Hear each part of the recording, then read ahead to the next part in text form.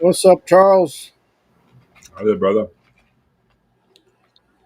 I'm doing all right, I guess. Hmm. Going all right. It is Tuesday evening. Welcome, everybody. Welcome. Fix my thing here. Sounds like you're eating some neat snacks there, bro. Hey, this just yep, that just broke. Anyway, aloha everyone, and welcome to Mel and Charlie Live. I first would like to take this opportunity to thank all of those who wrote this morning onto my post as I basically was asking for a little blessing upon those. Well, first of all, I should say a blessing comes from above, and we have to be thankful to the Lord for giving us another day, letting us, wake up, breathe the fresh air. But then I also ask for your prayers and those who are saying their last goodbyes before they leave this earth, and to those who have left because of the dreaded COVID, as well as other things that may have afflicted them to depart this life here on earth. But I know and I am confident that one day we're going to meet up. So I just want to thank all of you that wrote in today. I also like to thank the beautiful Haunani Kaimi Na'awau. I got to see her at the airport today as she was leaving. Haven't seen you for a while.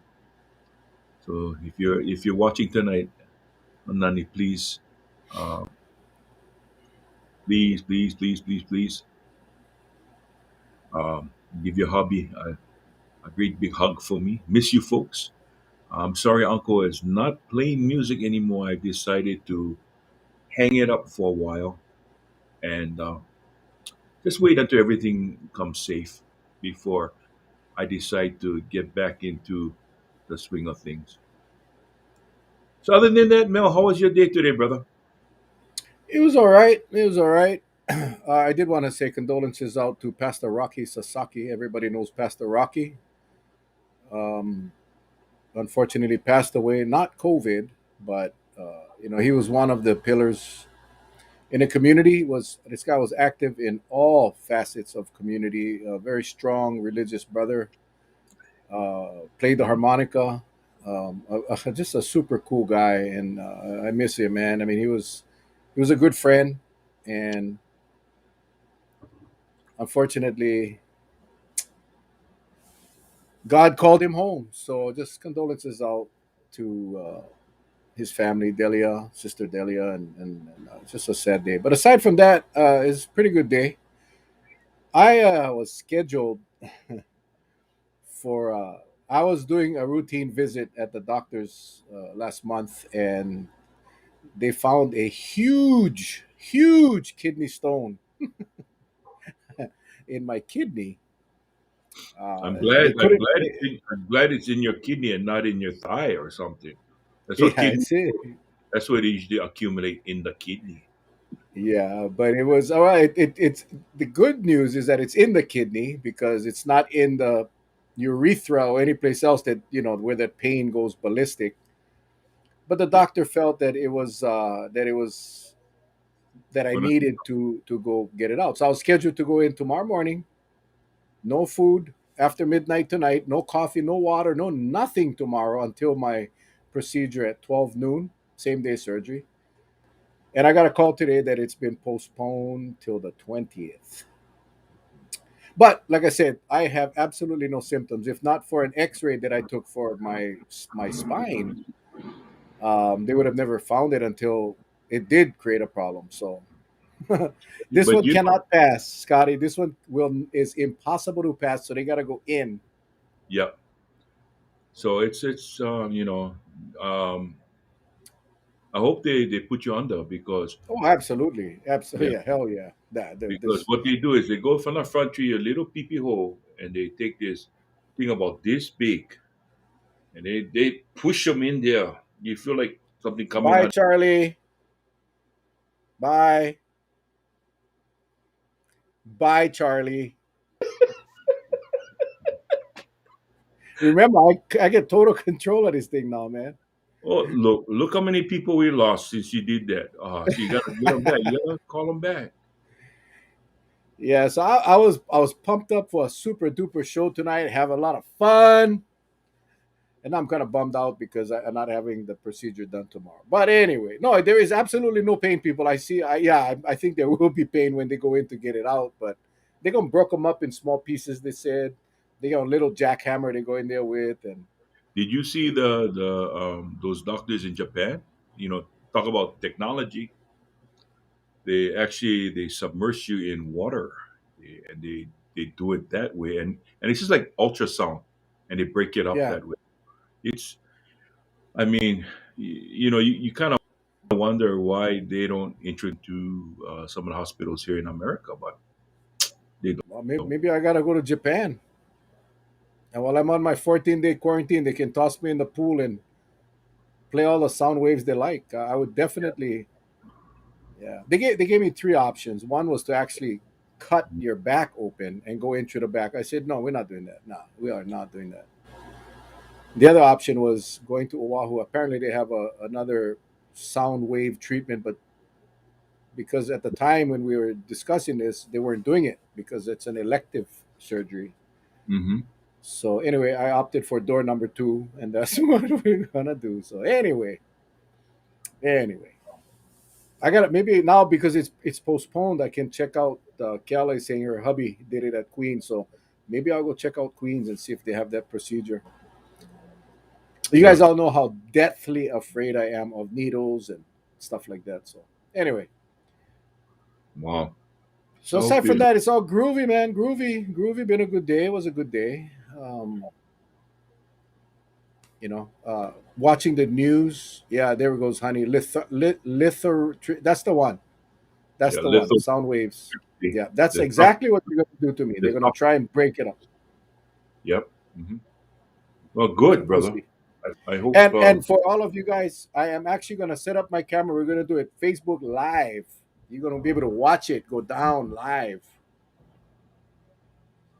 Well, who's going to be running the camera? I'm going to put them up on the tripod.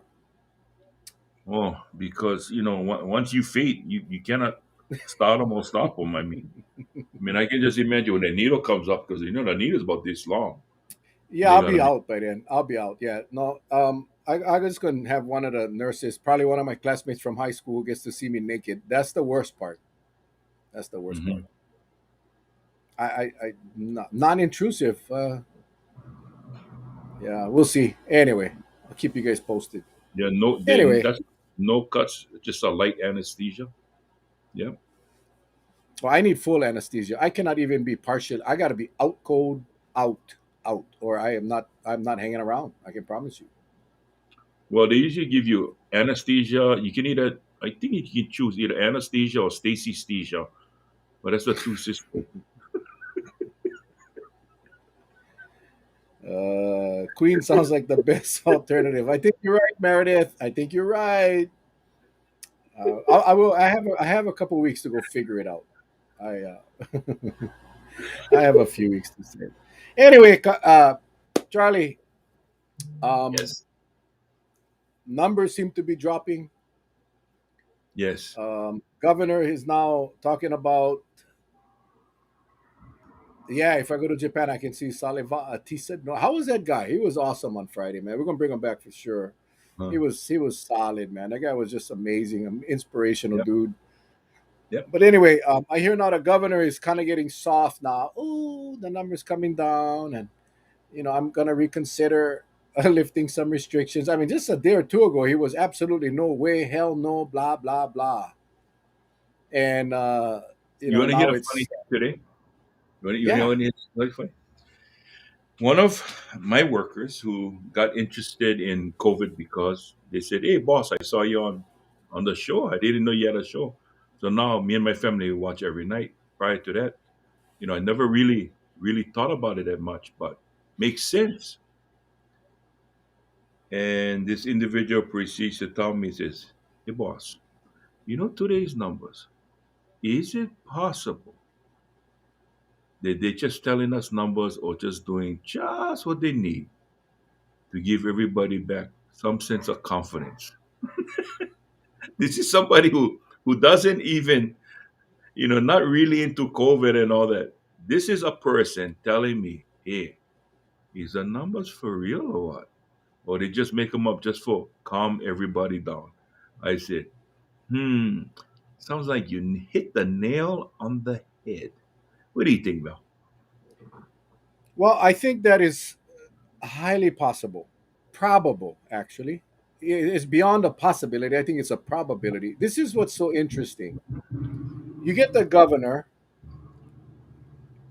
on this hard line course, and then you get the lieutenant governor who's on his hard line course to open up, right? So the governor wants to keep things shut, lieutenant governor, and then all of a sudden, in this debate, this public debate, all of a sudden the numbers start dropping. But what else started?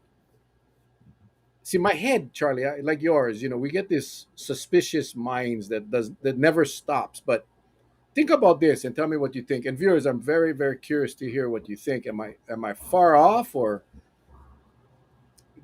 didn't they just open up the home kit testing now? Right? Didn't they now? Fire Department in Honolulu was giving them away for free. All of a sudden, they're accepting the home testing. But Right? then Never all of mind. Uh, and then all of a sudden they had to cut back because why? They're running short on supply. right. But Charlie, pre this home kits, right? You had to go to a facility or a testing clinic where everything was monitored by the DOH. So those numbers get counted. Now they do a home test. DOH never sees it unless they go to the doctor. So they want to go to the restaurant. They want to go to the theater. They want to go to the gym. They want to go to wherever they want to go. They Hmm. get these home kits. They test it. If it's positive, they toss the kit if they're not sick, and they rough it. The state Department of Health will never, ever, ever see the number. Hmm. So, in addition to the low, obviously the less number of tests, but when you took out a chunk of tests from a facility that is required to submit it to the DOH, now you have how many of those positives came out, but because the people aren't Not being sick, reported. Yeah. not being reported. You don't Hmm. even get a you. This is what I don't get, Charlie. I take a test. I'm positive, but you and me, you my not you, but my wife. I feel fine. We get this plans to go out to this steak dinner. We have reservations. I feel totally fine. I take the damn test. It's positive. My wife takes the test. It's negative. I just tell her take another one. And we Hmm. show up at the restaurant with two negative tests, although I'm positive. You see, there is absolutely no security measure or validation measure with those home tests. They're great, don't get me wrong. I think everybody should be testing as often as they can. But it's Brother, being done, for to get into restaurants, it's get into bars and so forth. Trust me, they ain't reporting it. No one's there is no there is no paper trail of these home test kits. And at the same time, Charlie and Nani just said it, the DOH now saying we're not going to give you all the numbers every day. once a We're going to be yes, we're going to be less transparent. no, no, here's the best thing. Okay, pre-job employment, uh, CDL license. You gotta do a shishi test for drugs. Yep. And let me tell you, they get all the safety precautions. They put blue dye in the water. They put tape under the faucet, right? They get somebody standing out your door. They have no problem just for shishi. But yet, for stick something up your nose, no, no need. You can go dig your nose in a back alleyway. Nobody can see you, right? Hmm. That's what doesn't make sense. Because having dirty shishi, usually doesn't kill a person, but Mhm. having something positive that coming out of your boogers, yeah, it kills people. But yet you don't treat it with that utmost importance. Yeah. That is why I am confused. That is why I'm confused. Well, I mean, what they do, everything they do is confusing. I don't understand how how we all cannot be on the same page, one way or the other, Charlie. One way or the other. Whether we're going down the road of opening up, I think we got to be very careful. The lieutenant governor today talked about we only have 100 and some odd patients in the hospital. Not true. Those were COVID patients. And I posted up the chart this afternoon about the ICU beds because that's what's critical, the ICU beds. And when you look at the numbers, no, we're I don't know 75, 80% capacity. Very Hmm. small number of those are COVID patients. But Charlie, it does not matter whether you have COVID or not, right? You know this, Charlie, from personal experience. You when you need an ICU bed, they don't care. It should not matter if you're COVID or not COVID. The need is there. Car accidents, stabbing, shootings, heart attacks, strokes, all of these things. You cannot just count the numbers that move your agenda forward. Again, we talked about this, Charlie. We talk about this every night that we're on about being transparent, right? We talk about this always. I think people sick and tired of hearing us talk about being transparent. Just tell us the truth, not a half truth. Tell us the truth. Show the chart, and then let the people decide. Because my concern, my Scotty, how can you be surprised when you're dealing with the government? Boom, absolutely. But it doesn't matter. People, non-COVID patients require ICU units, and we're seeing it across the country how ICU beds are getting filled up, and it's not just COVID. So I don't like when the state comes out and paints this picture. Listen, there's not too many people happier than me about the numbers going down, if in fact that's a genuine, legitimate, factual number. But I don't know. Um, 17 of the 24 ICU beds available on the Big Island, ratio of COVID to non-COVID going down. Absolutely, and that's a good thing. That's a good thing. Again, and I think who did we have on the other night, Charlie? I honestly don't remember which doctor said it, but as we get more people infected and vaccinated, oh, it was Dr. Dworkin. He said we're going to beat this thing through immunity. We're going to beat the pandemic through immunity. So anyway, we just got to be careful, guys. We got to be careful. I don't want us to rush and then be in the same situation in the next 4 weeks. I don't know. I think a lot of it, just stems from the fact that I learned something very, very important during this entire time, nearly 2 years now, right? We're going on 2 years, Yes. pretty soon. I learned that in modern day, in modern times, what we have right now, when we are confronted with a pandemic, you think stocking up for a hurricane is bad?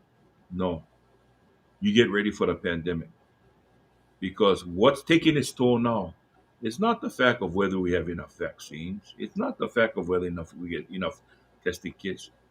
The fact that's very, very pronounced right now is that many cannot handle the mental, the mental, I want to call it a mental delay. It's strung out. So mentally, they're trying to think, what do they do from day to day? What, when they have restrictions, what does restriction do? It takes away a lot of our ability to move from site to site. So you start developing this boredom. You got to think fast on your feet. What can I do to get me over this hump? Many haven't gotten over the hump. And so that's why they get this. I don't give a crap. Just let me be. And I'm just going to do what I got to do already because I don't like be like this already. I'm vegetating, and I get it. But I always say this, and you said it many times too, Mel. We're going to vegetate, or we're going to act crazy. You want to drink and you want to hoop it up. Do it in a safe manner, okay? But Mhm. no need go act like you top the line and you can drink two cases at a time, and you got to do it around other people. Because either two things are going to get you. Either COVID's going to get you, or DUI going to get you. One out of two. All I'm saying is just do it safely. That's Yeah. all. And that's the reason why many people get frustrated with the governor. The only thing that I will back him up right now, I will back him up, is that when we relieve the restrictions, or when we start opening up, everybody start going haywire, and they forget just where they came from. And then they wonder why we get put back on the detention list again, because you guys didn't screw up. If Hmm. we let you out of the cage, know how to act, then we don't need worry about that kind of stuff. But you guys act like a bunch of bumbling idiots, and the numbers start going skyrocket again. Guess what? They're gonna put you right back in a toilet, and you're already telling me you don't can handle that. Yeah. Selena brought up a good point. Thank you, Selena, because I did not bring this up. I should have.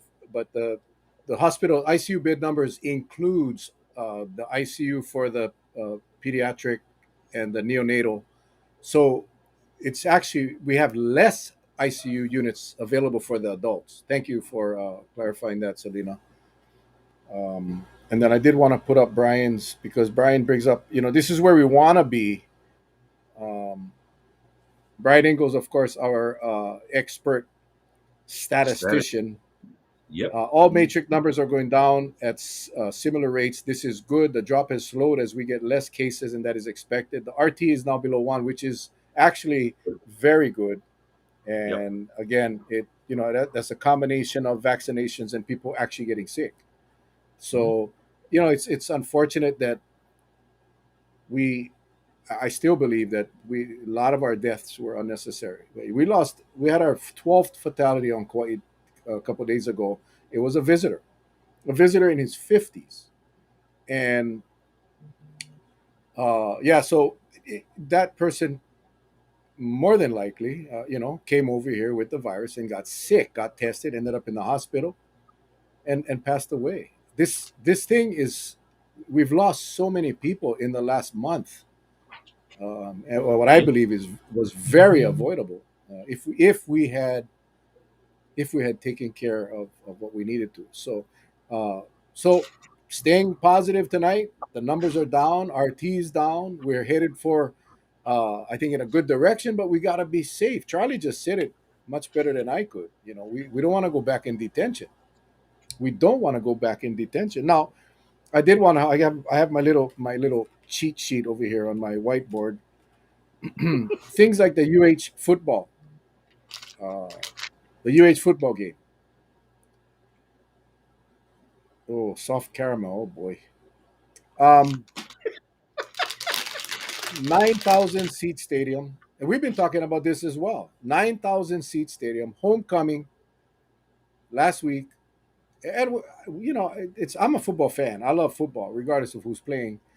I don't subscribe to the damn channel. I pay Spectrum enough to watch the channel that it was nationally televised on. With Spectrum, you got to pay extra, so I didn't watch the game. I saw the highlights. Uh, Not that I'm not a UH fan, but I'm just not going to pay extra money for a channel just for UH. I watch the highlights. But that's neither here nor there. The bottom line is we had a bunch of kids playing in a homecoming at UH Stadium, 9,000 seats, and no parent was allowed to watch. Now, is that stupid? That's stupid. How many parents? You know what? You get 60-man roster. I'm not sure what colleges have, but let's just say they have a 60-man roster. And you got two parents. That's 120 people. Throw in a couple of siblings. If you had 1,000 people in that stadium, properly social distance in a bubble of your family, how much harm can that be? There is really no harm. No, the state is contradictory. I'm gonna tell you the reason why. Aren't they the ones that's promoting social distancing? Yes. Okay. So if they say if you social distance, you wear your mask, everything should be okay, right? So you get a Yeah. stadium that's but just say for mathematical sense, 6,000 square feet, right? And you got 6 feet of distance. How many people can you put in 6,000 square feet? Is it 1,000? Do the Probably. math. Yeah. Yeah. Yeah. I mean, So, in 6,000 square feet. Yeah. yeah. So what I'm trying to say is the stadium is not a perfect square. So even if you had to use a mathematical equation of a 6 foot distance, you can get a whole bunch of people there enjoying the game as long as they follow the rules and keep their damn distance and not act like a bunch of lolos, then we can enjoy the game. But the reason why the government says no is because too many times we showing that we don't stick to the rules. That you give them an inch, some people take a mile. That's the thing that hurts us. Yeah. Well, I mean, no food or booze. I mean, I don't serve Yep. booze. That's Yep. that's number one. You like go watch the game, watch your kids. I think you can sacrifice for 3 hours and not have to get drunk. I think the food. I mean, food and soda. Well, I don't see again. I beg to differ with you, brother, because got some people in Kauai. They cannot go 2 minutes without having a drink. Yeah, but then no go, no go. I'm talking. I'm talking about parents of the kids. I'm talking about Uh-huh. just mom and dad. You know, brother and sister. Hmm. There's no way you would fill that stadium. There's no way you would get people close to people. I mean, it just that was like that's a ludicrous restriction, if you ask me. And I know Nani disagrees, but because people not gonna follow the rules. Well, what are the rules? If you don't serve alcohol and you serve hot dogs and soda, um, what's the harm? And I saw the surfing meet today. They have this surfing meet, which is very important for our local surfers. And I'm getting to the reason of my frustration in a few seconds. Surfers cannot touch each other. They cannot go near each other. They cannot cut people off. They're in the water. They're in the open air. These our local surfers rely on these competitions to build points towards the world competition, to the Hmm. world events, to the for the world titles, national titles. All of these events adds points, and they banned it. And why? Why? You cannot tell me that's you cannot make that a safe environment when they allow these runs, these well, I forget what they call it in Honolulu, where all the guys run and they do stupid things in the mud, and they did one here on Kauai a few weeks ago. That's all okay. And then the luau's, Charlie. I'm going back to my luau's.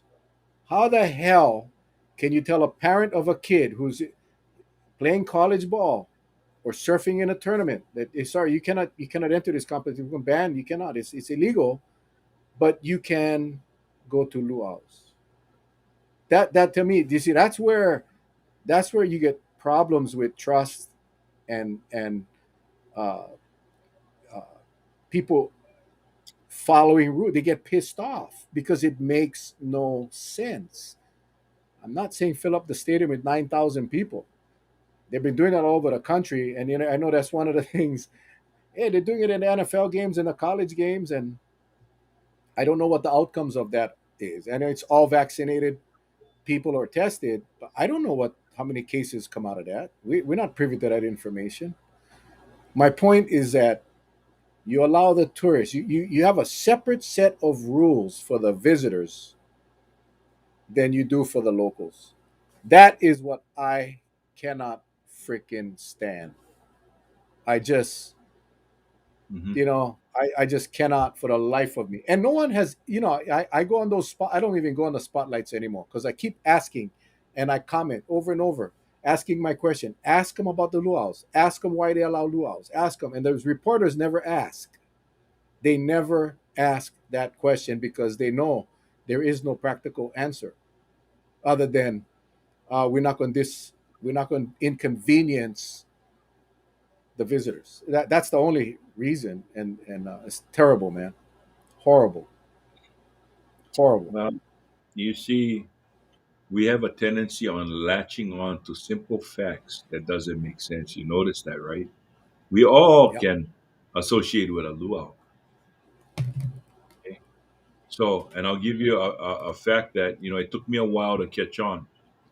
But when we have our good friends like Dr. Lee Altenberg, even Jerome Kim, but is mainly Dr. Altenberg.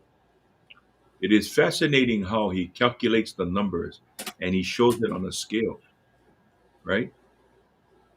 If you Hmm. are one of those, like me in the beginning, I didn't know what the hell those numbers meant, nor did I care. To me, it was just jagged numbers going up like a mountain and then dropping off. It had no relevance to me. Okay. But once you start understanding this, that's where how should I put it? That's where some of the equality shows that it's not so much equal. Because remember when those lines started to separate, it shows Hmm. what we had and what we're at now. There's nothing equal about it. It never went up in equal ranges. It just went bloop, completely separate. Hmm. So is it with some of these rules that are being implemented. Okay, and that's why we gravitate towards getting upset because we've all been as local people. We've all been to a luau, but as a guest visiting our lovely state, we have something that's going on that we're trying to control, but yet it's okay to let many of you gather in an area that's probably no bigger than a ballroom, but yet pack it in there and it's okay. So I don't know if studies have shown that at luau's, the virus is afraid of the emu pit because it's hot rocks. So therefore, it doesn't show its ugly self at a luau, but it will show itself at a football game. That's the way you have to look at it, right? Well, because it's always been the governor's and lieutenant governor's No, position that the I'm virus no affect visitors, only the locals. no, You but I know. will tell you one thing.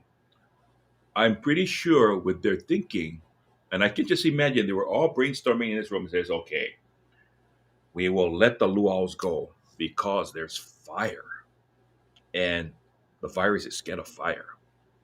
But at the football game, no, because studies have shown that the virus cheers for one side or the other and they populate from there. That's why we can't let them go to a football game. What do you think, Mel? I think you're right. I I wonder what the hell they talk about at these meetings. I mean, seriously, you know.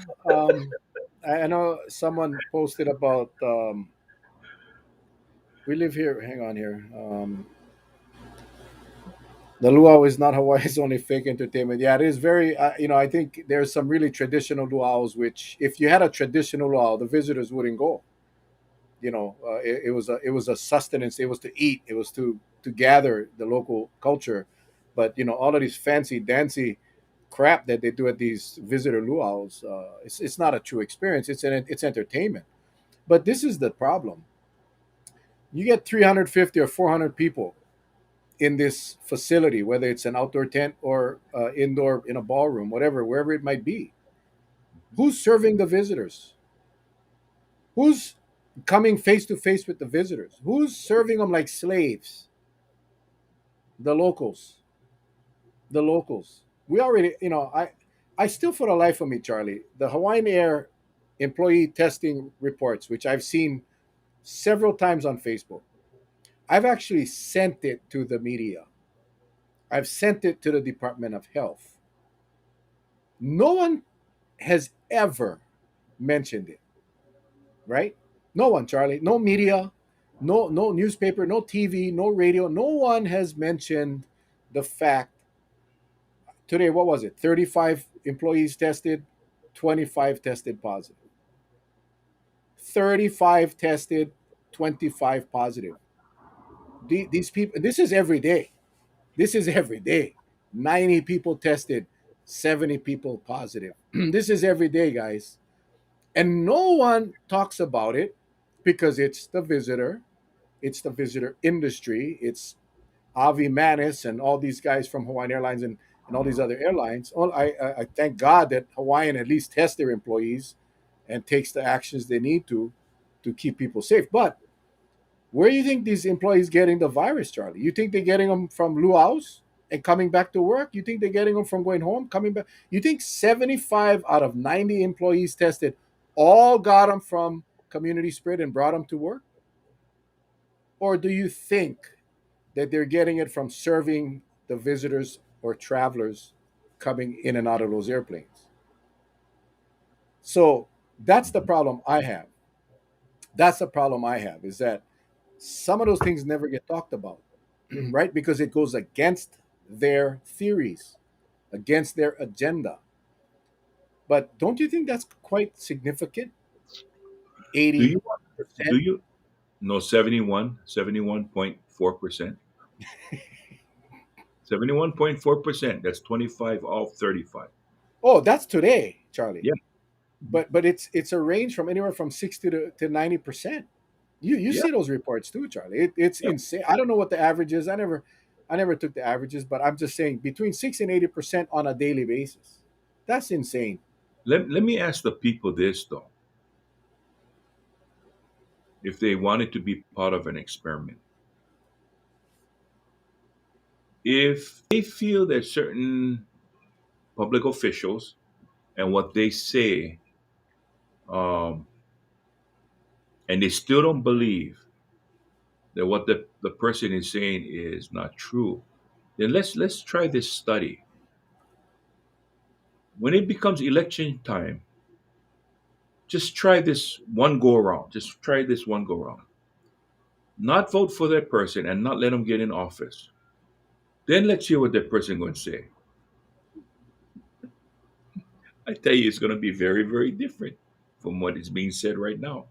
I can almost guarantee you that. But in order to see that in real time, you have to just not vote for that person. Now, I'm not trying to start any problems here. I just trying to put this um, scientific position that I have to the test. Can that person not get elected, but hold true at what they're saying right now? Or are they saying just for the mere fact of getting elected? That's what I'm trying to get at. But anyway, that's neither here nor there. It's way, way off in a distance. Yeah, well, the campaigns will be firing up. I see BJ Penn is going to be running for governor. I mean, and his whole platform is lifting all restrictions, lifting all restrictions. But again, Charlie, you know this as well as I, and you've said it many times, quite bluntly, about what politicians say and what politicians do. You've made it quite clear on several of our shows, more than several of our shows, and it's very easy to go out and tell people what they want to hear. Mhm. And when you can tell a true politician when their position changes several times in a short period of time, then you know that all they're doing is saying what they believe the people want to hear. That's how you can tell. That's why I give Governor Ige credit because he has stood by his guns because he's not running for office. He is, and whether we agree or disagree, people used to tell me all the time, Mel, I tell you, bro, I disagree with most of the stuff you say, but I respect you because you always state your position. Yeah, because I ain't no politician. But when you see people that flip like a flipper constantly, they're just trying to please the crowd and trying to get votes. And you guys as voters got to decipher through all of that crap. You guys gonna have to come. Remember, election's not for another year, and a lot of things are gonna happen between now and then. But just see, and also look for the ones that haven't said squat, the ones that have just remained quiet, sit on the fence. Every so often may say something or go to some community drive and take a picture, post them on Facebook. Yeah, what? Come on, guys. You guys have the power to fill our legislature and our executive chambers with people that are honestly there to represent the people. You And know, I more often than none, and I'm somewhat I somewhat got caught up in it, and I'll be honest, I got caught up in it. Some elections back, we myself and a cohort, we decided to, you know what, we're gonna develop this theme called the Super Six. Remember? Mhm. Remember how much, and it took off like, and it what we got five, or we got four of the six, or at least five of the six through the first round, and um, four of the six we got them onto positions on the council seat, right? Four of seven. Mhm. Okay, so I'm proud to say that what we did, it worked because it was a well thought out plan, but we were very transparent in what we were doing, and basically we were telling the voters, if you don't believe us, please do me a favor, don't vote for the candidates that we're endorsing out of this, the Super Six. Mhm. Don't go the other way, head for the hills you want, but don't, because I don't want to be accused of twisting your mind. Then when we didn't do it, people are complaining, hey, Uncle Charlie, come on, we got to bring back the Super Six. We got to bring back the Super Six. And my comments were at that time, it takes a lot of energy and we need a lot of help.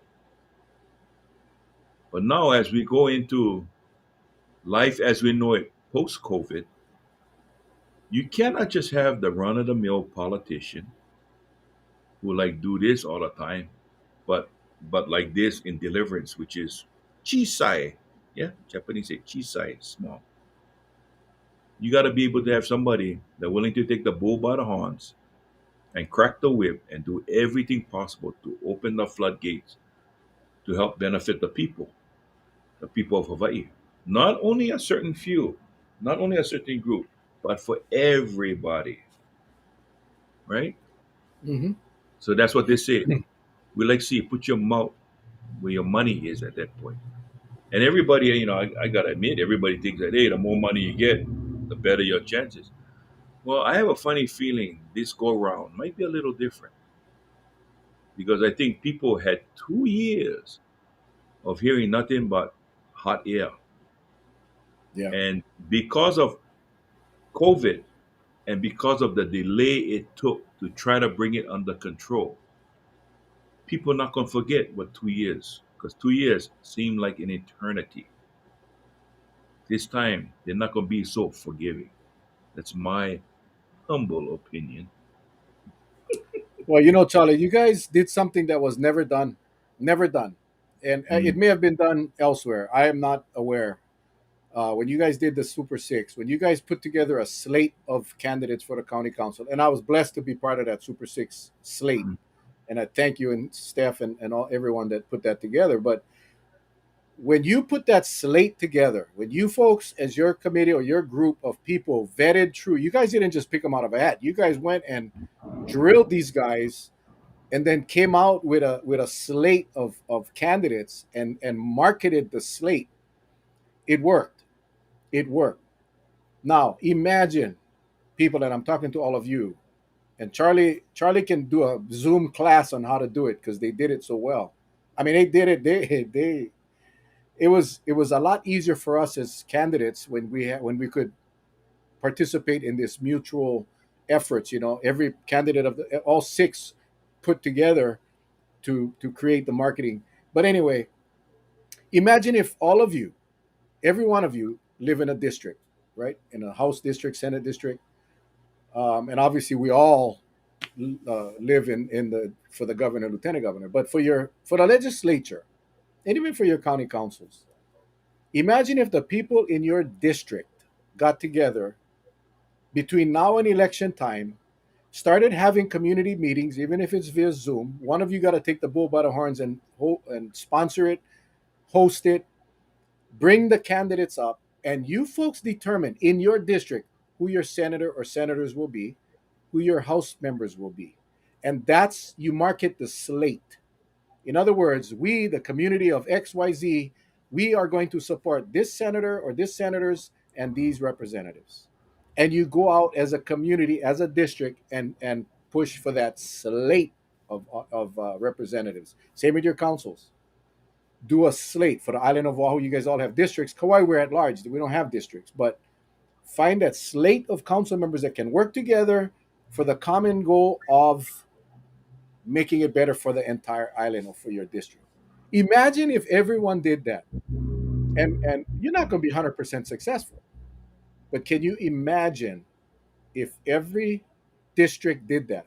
You're going to see people lose their jobs, and what you're going to end up with is a delegation of people that can work together. Number one, which is critical, but more importantly, number two, they're going to work for the people, not for special interests. Now, you might find names that people are going to say crazy. No, find the people that are out there for genuine, that are genuine about representing the people, and that's your slate. Now, the incumbents right now watching this are taking the crap in their pants right now. So, oh my god, oh my god, no, oh my god is right, guys. It's time to start working for your communities, and your community, your district controls who can represent them. So, can you imagine if that was the movement going into the next election? Can you imagine how many new people you're going to get in the legislature that are seriously going to represent the people and not special interests? See, because if you get the backing of a district to represent or to vote or support that delegation, the money from the special interest ain't going to matter. It ain't going to matter, right? Yeah, special interest can come and say, nah, guys, hey, I don't need your money because I get the community behind me. Imagine for a moment if we could do that. You would pretty much turn that legislature upside down. You would get a whole bunch of new people, and shit would get done. Shit would get done. Sorry for the language, You, guys. I should have never you said that. know why and you're exactly right, Mel. But I think would be difficult for some, um, I guess, for some candidates, and I'll tell you the reason why. It seems quite odd leading up to an election, and I'm glad we're kind of like we're taking a little detour from COVID tonight, and we're just talking about anything and everything under the sun, because um, we kind of we kind of beat the drums when it came to politics and COVID, and we all know that those two don't mix. It'll cause more problems than good. But let's just take an instance for someone who's thinking about running. You need to be sterile at least 1 to 2 years out from the election. I mean sterile. Sterile to the point that you are so squeaky clean that when you walk out and you show your face, people don't have one smidget of dirt on you. Okay? That's one. And then you take a look at those who maybe started off similar, but within a matter of months after getting elected, how they turned sour, how they were easily bought by special interest groups. You got to look at that as well. And if you do your homework, you be humble, you be polite, but you expose those kind of weaknesses. It's going to be up to that incumbent and or candidate to come before you on their knees begging for forgiveness. And then I can only say it will be up to you, the voters, whether you'll give them the time of day or not. But this, how we've been going for the last several elections, we cannot let it continue because, again, coming back to COVID, what COVID has done, it has taught us a very costly lesson, and that is when we should have been rallying around, everyone getting together as one, even if we had to ho'oponopono, get everything bad out of the way because people's lives were at stake. That was a time we get everybody together. But guess what happened, folks? Talk about splintering. We went in completely opposite directions. There was many of us who put our differences aside because even our worst enemy does not deserve to succumb to this disease. And yet there are some that just never care, enemy or foe. I mean, enemy or friend. They didn't care. They just never like put in the time and effort because everything was me, me, me, me, me. And guess what happened? We went completely apart from each other. That's why it was so damn hard to even have a simple conversation without somebody getting mad. Okay, without people throwing other people under the bus. All of that gotta stop. We gotta be able to come back and say, okay, admit our faults. I got a lot of them. But you know what I found that helps me out is understanding my faults and retuning how if I talk to someone, how I better talk to them the way I want to be talked to. Because I'm not dirt. So why should I and I'm gonna be upright with you right now. I have talked to some people like they were dirt. And then, I apologize to them. That was just my aggressive behavior. My That's just who I was. But it's no longer that way. Because I found out that even something, oh uncle, you're getting a little bit soft. But you know what? I found out that I'm getting a lot more head being soft. And I don't care if you call me on softly. Because at the end of the day, pay my bills, yeah, cook my food, clean my house. It's okay, we can talk from a distance. I just gotta be able to treat others with respect. And that's what it's all about. And that's the reason why I talk about these politicians. Man, they were going gung ho for your vote. The moment they got in office, they went turned sour. And some people, when they should have just let them go, let them fall flat on their face, no, they went hold them up and gave them another term in office. And guess what happened? That's why I said, are we prepared for the next pandemic? If we don't have individuals that think of health and safety first instead of politics, guess what? The politics become so pronounced, we will never beat the next pandemic. I guarantee you that. Because too many people are going to be thinking of this. Too many people, instead of thinking about how we're going to curb that thing, they're going to be too busy thinking about how they're going to win the next election. They're going to forget about us. Spot on, Charlie. Spot on. I mean that's you say it so well. Um, you know, when we had the hurricane, when we had the hurricane, there was no. It wasn't based on a decision of a governor whether or not, and I'm talking about Kauai. Honolulu was different, but on Kauai, it wasn't based on the decision of a governor or a mayor whether a business was going to open or not, because the business was demolished. The business was destroyed, physically destroyed. So it didn't matter. There was no way the governor could say, "Oh, okay, guys, you can open now." No, no, because there was no establishment there. It was gone. It was flat. It was destroyed. You cannot have when politics and money is that's what it is, and you cannot, if you go health and safety and you put health and safety up against the money of these corporate greedy businesses and industries, health and safety are going to take the back seat. We saw that this 2 years, Charlie. We saw in the last two. We saw it happen from day one, from literally from day one, from the first press conference that the governor had. It was clear. It was evident at that point. But unlike a hurricane, where there is nothing to do, man couldn't do nothing because Mother Nature tore this place apart. With the virus, by a stroke of a pen, certain businesses could operate, right? It wasn't based on health and safety or science, it was based on money. So the people that came up and pressured the governor or the lieutenant governor or mayors, they determined what was going to open and what was not going to open till today. Going back to the football example, the UH Stadium. That hell no. No. Because we still have 200 people in the hospital. We still have 240 cases a day.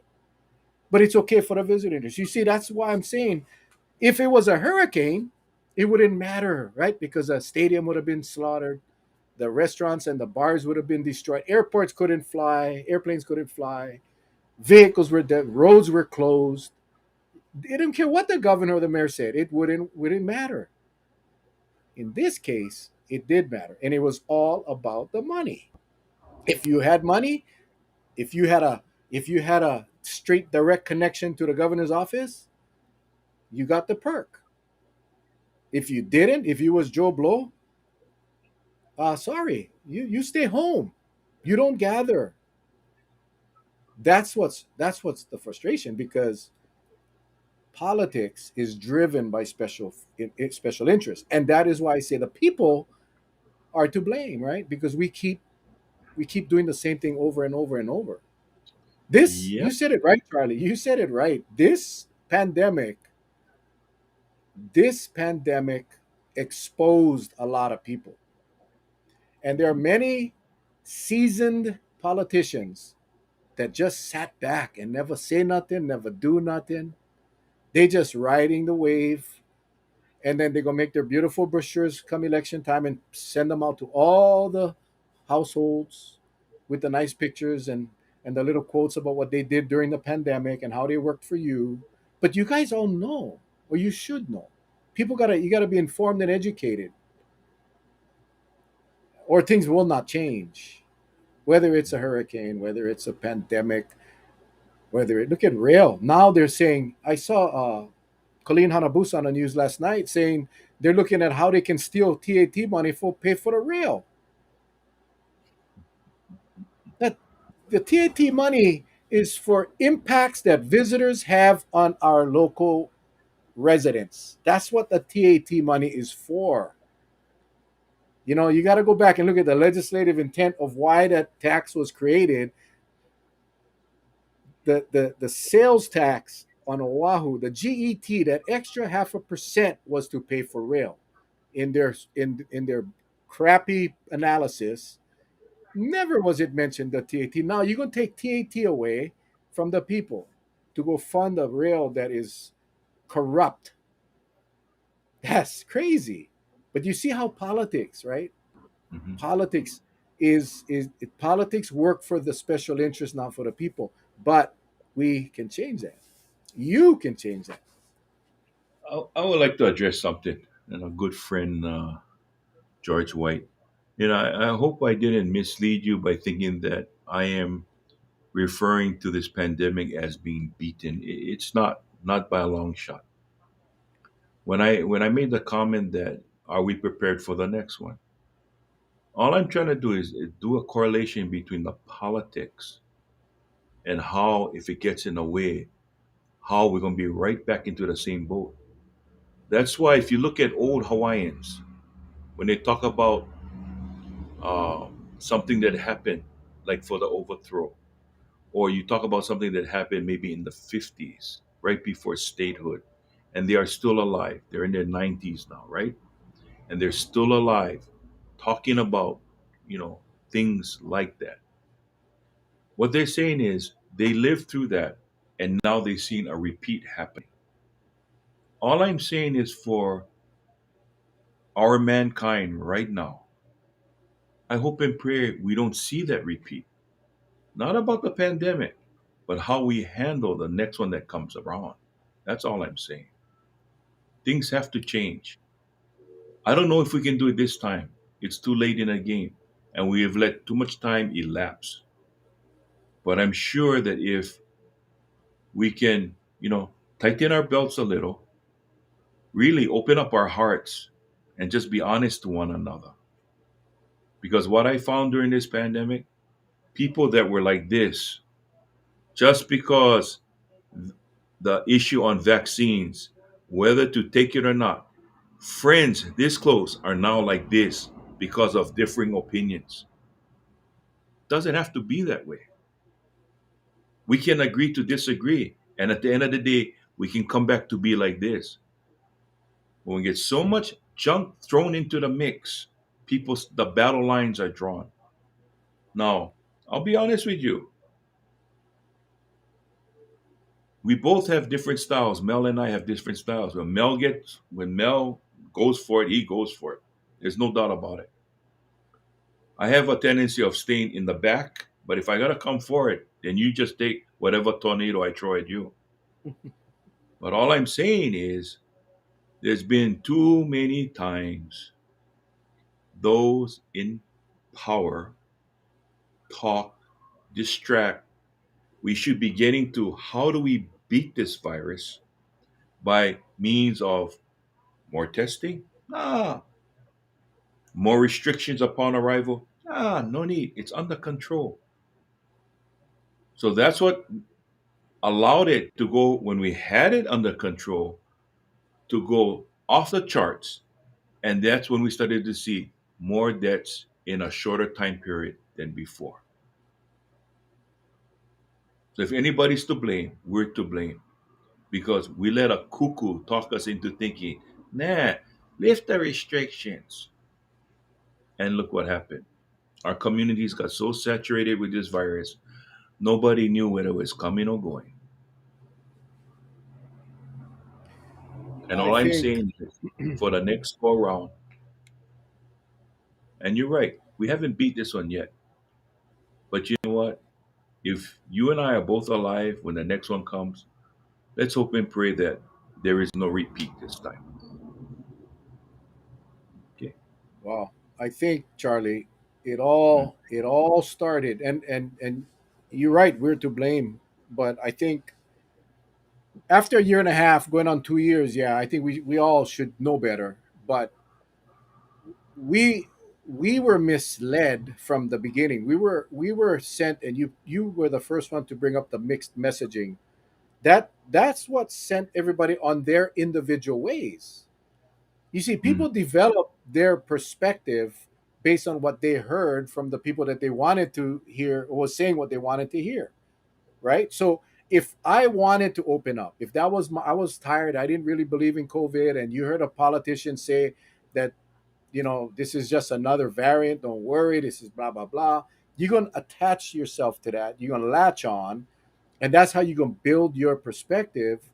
And then the more conservative person will say, "Oh, I'm kind of concerned." So they latch on to the politician that's saying what they want to hear. See, if all the politicians, it goes back to what you said a little while ago, if all the politicians got together on the table like a football team, and I don't really give a damn if you disagree with the coach. I don't really think it matters if you share your input with the coach. Coach, I think on this third and long we should probably throw the ball or whatever. No, you're going to run. At the end of the day, you got to understand that coach, his word is going to go, and that we never see that. We saw linemen blocking against the scheme. We saw running backs thinking that it was a pass or wanted to get the ball. That's the problem. So from day one, if in fact confirmation bias, that's it, Daniel. Thank you, confirmation bias. But if we had been given the same message, either way, Charlie, whether it was conservative or not conservative, if it was open up versus shutting down, whatever it was, if the message was the same, we could agree to disagree, but that would be the message. See, it's so easy to get into conflict when you can justify your position because some elected official, somebody in power, said this. So I'm going to latch on to that, and that's the story I'm going to use. So that's where I think we went down the wrong track, because from very early on in the pandemic, there was absolutely no consistent messaging, and we heard a lot of it on our show, Charlie. We heard a lot of these inconsistencies on our show, and no one held these people accountable. No one. And it became a virus in itself. It took a life of its own, and it created that you talk about, the division in the community. And then as time went on, as COVID went on, as more people died, as more businesses started to shut down, people got angry, and that's where the friendships that once had disappeared, because it became personal and emotional, and then we lost it, and it's hard to get that back now, man. It's going to be very hard to get that back. Hmm. Well, I do want to say one thing, and that is, a good friend of mine ran for office, and he's sitting right on the next screen next to me. And we anticipated there are going to be a lot of uphill hurdles. Okay. that we had to overcome if we wanted to get where we wanted to get. But it just wasn't in the cards, right, brother? But Yeah, this is the point I'm trying to stress. There are many that we never thought that would have taken the position that they took. And yet there was some time and we learned how to mend those differences. Okay. And I'm glad we did. And there are many that stood by my side, stood by Mel's side, and we fought the battle, knowing it was going to be a tough battle.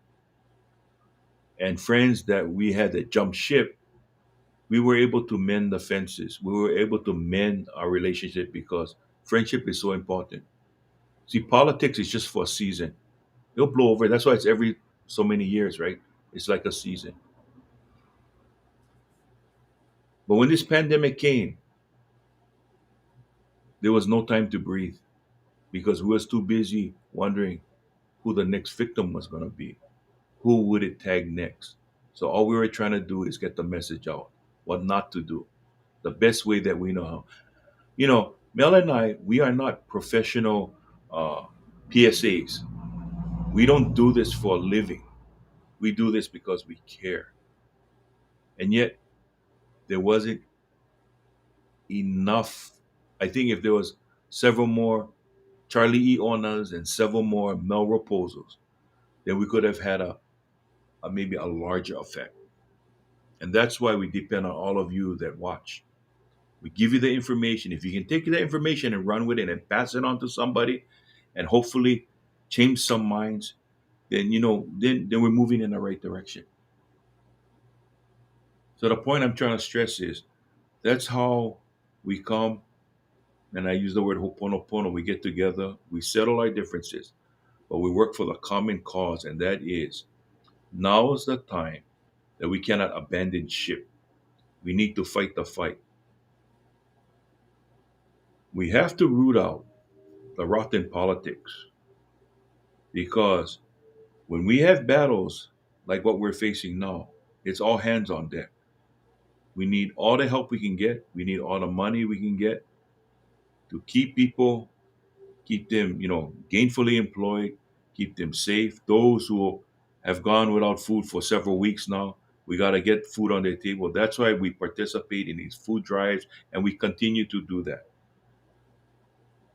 hmm That's why we got to do stuff like that. And we have to do it religiously until this pandemic, until this virus no longer ceases to exist, or it's in the wings, but it's so minuscule at that point that it's nothing to worry about.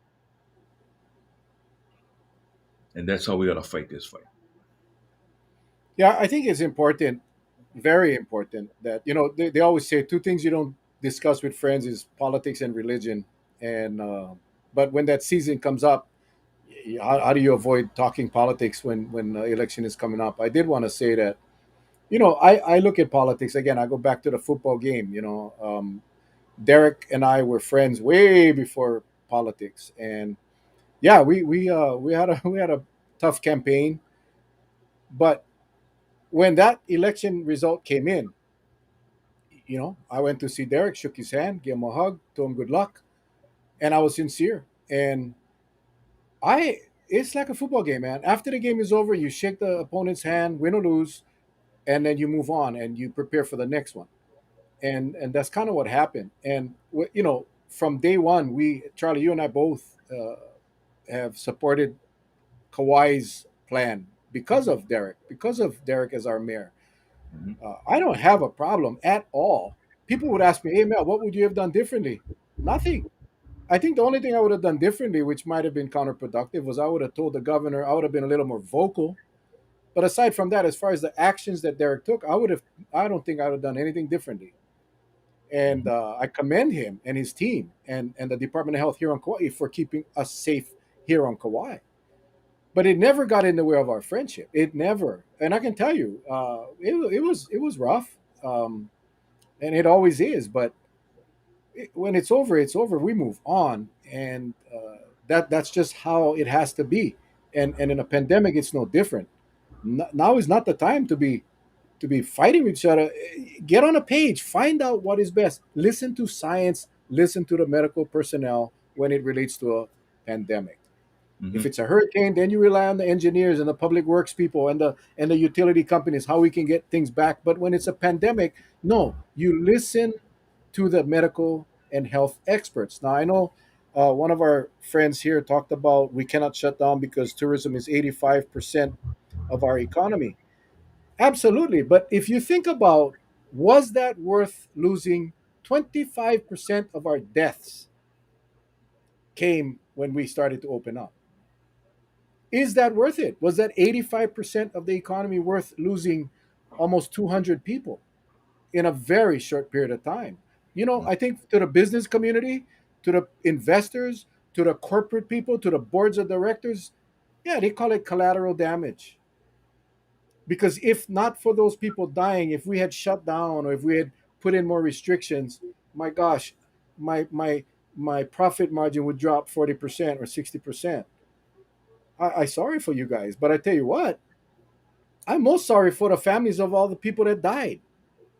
And when we should have put in the restrictions, when we should have put in the restrictions, when we should have added in the testing for visitors, when we should have required more safety nets for our activities, I'm going to tell you something. A lot of that 200 people would be alive today. That is not a myth. That is fact. So, yes, I understand tourism is 80% or whatever of our economy. I don't think it's that high, but whatever it is, that is not worth 200 lives that we lost. I'm sorry. I respectfully disagree. And I just do. I think at some point you gotta, you know, we had assistance. We had a lot of assistance for these businesses. Takeouts would still be operational. Yeah, you would not see the same profit you'd had pre-pandemic, but based on the assistance that we had, the PPP loans and all of that stuff that the government provided could keep you afloat, could keep your people working. Not all. Some businesses unfortunately couldn't absorb it, but 200 people, folks, 200 people or close to 200 people, lives devastated, lives Yeah. that, you know. So there was a time that we should have and we didn't, and people paid the ultimate price because of that. And you know something too, Mel? Just think about it. If you or I were not from this beautiful island of Kauai and say we call Oahu home, our message would be totally different from now. And I'll tell you the reason why. And you can disagree with me and you let me know now. If you disagree with me and those out there writing comments, let me know if Uncle Charlie is off base. We are passionate the way we talk because we are from Kauai. But we got to live through a process that was tried and tested and proven. When we had that second testing, right, we were the only ones doing it. And we were showing the people of Hawaii how to drive the numbers down. And like I said, if Mel and I lived on the island of Oahu, we probably wouldn't be talking like this because we would not have experienced real time ways of driving this virus to the ground. But with the tenacity shown by the Department of Health and our mayor, he took a bold step. He stepped outside of the comfort of the Safe Travels program and said, no, this is what we want to do, Governor.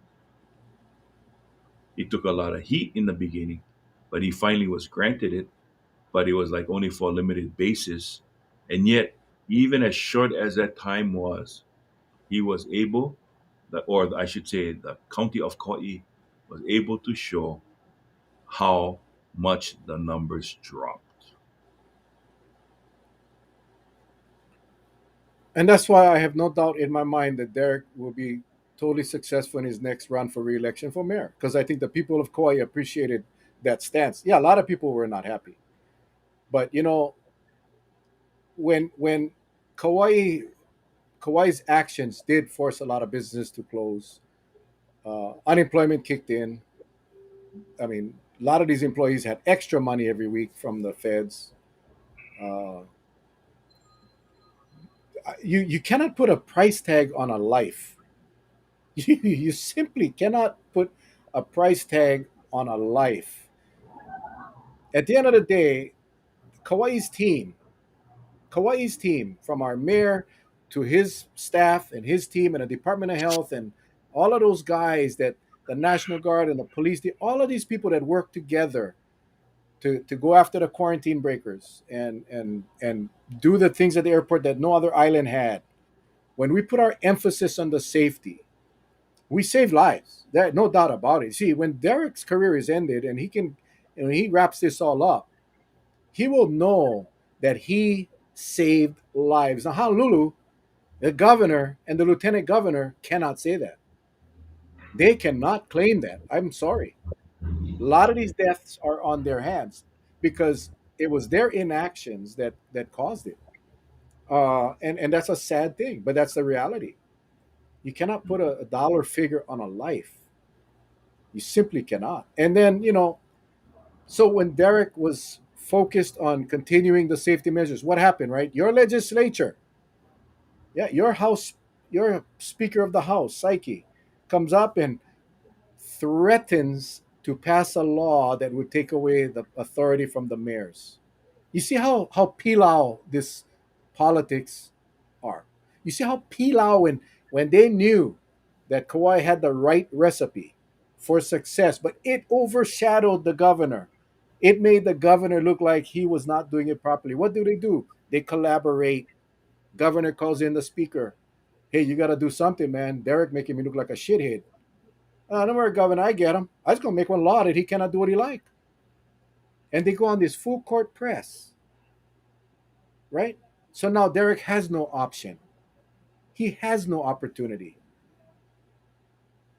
So he enters back into safe travels because if not, he would have that law would have passed, and then Kauai's numbers skyrocket again. We had the recipe. We had the right recipe. Well, I do want to share with the people, and thank you for listening in tonight. Having experienced what I've experienced since July 1, uh, as you know, there is no health department down at the airports anymore, especially at Liu Airport. There is no National Guard. There is no police department. There is National Guard. Some people say, yeah, we see them. Yeah, but the capacity that they're operating in, they're solely responsible to monitor the thermal imaging of passengers deplaning coming to the island and picking out those who may be running a temperature and stopping those for further evaluation. So what happens? Much of it, much of it falls into the hands of the fine people at Roberts Hawaii, who are tasked with doing the screening. And their screening is not based on medical.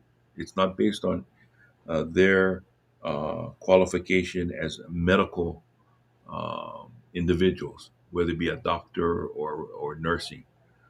Their qualifications is based on the fact that they have an instrument, and that is why everyone coming into the state has to upload that information into the Safe Travels program. That information is then conveyed to that little tablet, and this is public knowledge, but people just don't know what they're looking at, and they will see if an individual who got on a plane had their information uploaded in a timely manner. One, two, if they tested whether they have the negative or positive test, and whether or not they need to be quarantined. Okay, that is a lot to digest. But many times there's problems faced at the airport where you might have someone who is totally uncooperative. And that's when they call in myself and our team of um, airport security, armed security personnel to make sure that one, no one is injured, and two, nothing happens to that traveler as well. And then we have to take the right precautionary measures, whether get them to a medical facility, or whether they need to quarantine, or whether they need to be escorted to the gates to get a ticket to fly back where they came from, however the case may be. Okay. So I know there's been a lot of questions being asked, and I just wanted to clarify why, because there is no health department at the airport anymore. Not like before. Not like before. Yeah, and I think that's probably why you saw the case counts rise. I mean, it is. We got people coming with fake credentials. I mean, we just arrested another couple. Those things are going to happen. I mean, I'm sure it's happening a lot more, and to no fault of the screeners. I mean, how the hell do you tell if one is legitimate or not, unless it's an obvious fake? So, yeah, Charlie, we appreciate what you guys do down there to keep everybody safe. We really do. It's not an easy job, man. That airport is something else. So, I did When they not realize, man. It's 10 after go, 8, bro. Damn. I like to send a shout out to all the airports, every single airport, to my counterparts, brother John Chinin, retiree from Honolulu Police Department. He's on in Hilo. Big Island Police, Llewellyn Fukui, who's over in Kona. Sterling Kyoto, Assistant Chief, retired Maui Police Department on Maui.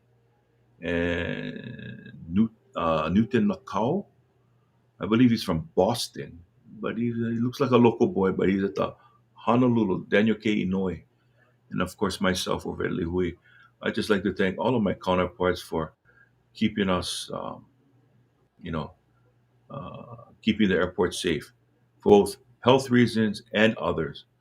That we take, everything very, very seriously.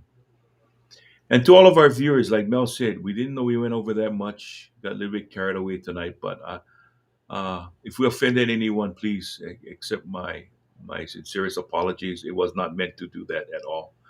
We just got onto a subject that's, like all subjects, near and dear to my heart, and I know with Mel's as well, and that is one, politics, and two, this pandemic, this virus, and it's like oil and water.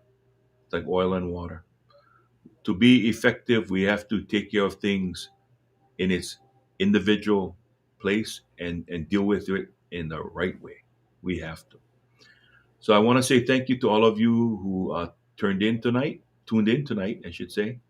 Thank you for those nice comments. But most of all, thank you for being you and to be honest.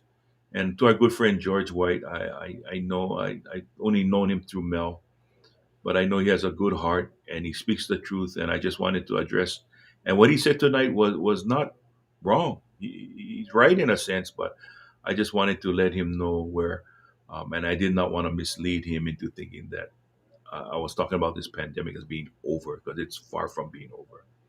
And to everybody else, thank you for joining in. You could have been doing anything else tonight, but you decided to be with Mel and Uncle Charlie, and we love you for that. Okay, Mel.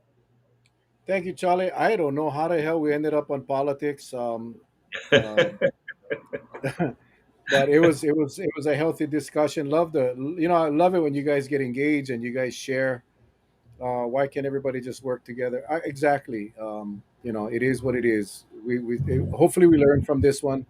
I hope the next surge isn't as bad as this one. I don't believe for a second that this pandemic is over. I think there's going to be a little pause, and then it's just unfortunate. That's how this Delta operates. We got to be careful, and that's why it's critical that we all take care of ourselves. Yeah, Politics is politics, guys.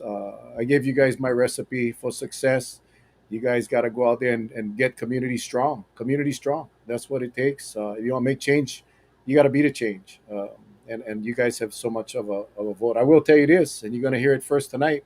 After hearing tonight that BJ Penn is running for governor, don't be surprised if you see Mel Raposo's name on a ballot this election. I don't know which one, whether it's state, county, I don't know, but I can pretty much assure you that my name is going to be on some ballot next year. All right, guys. I love you guys. We'll see you guys tomorrow night. We're trying to get Ted Kimball on from Arizona. We're going to try and get him on this week, share some stuff. All right, guys. Love you all. Take care. God Take bless. care. We'll see you tomorrow.